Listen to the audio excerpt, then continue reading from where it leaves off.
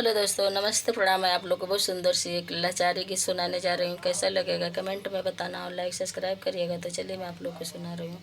जैसा भी लगेगा कमेंट में बताइएगा। मरब नहीं बिछुआ, मरब नहीं बिछुआ, हे तुहरे मरले मरब नहीं बिछुआ, हे तुहरे मरले मरब नहीं बिछुआ। पहिली पठवनी ससुर हमरे अइला, पहिली पठवनी ससुर हमरे अइला।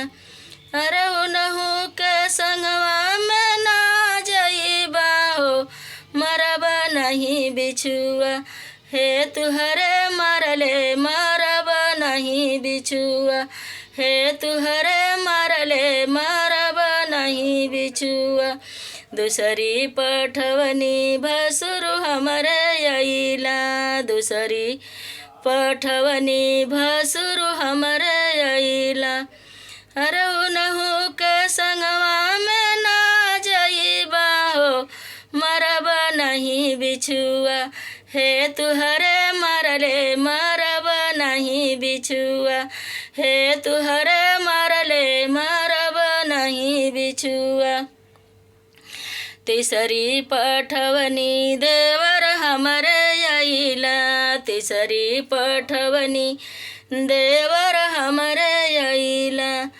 अरे उनहु के संगवा में ना जइबा हो, मरब नहीं बिछुआ, हे तुहरे मरले मरब नहीं बिछुआ, हे तुहरे मरले मरब नहीं बिछुआ।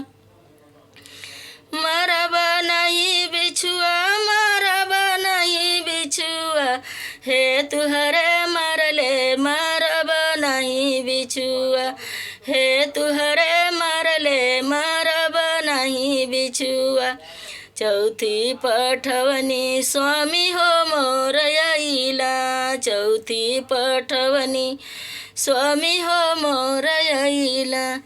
अरे उनहु के संगवा में चल जइबा हो, मरब नहीं बिछुआ, हे तुहरे मरले मरब नहीं बिछुआ, हे तुहरे मरले मरब नहीं बिछुआ।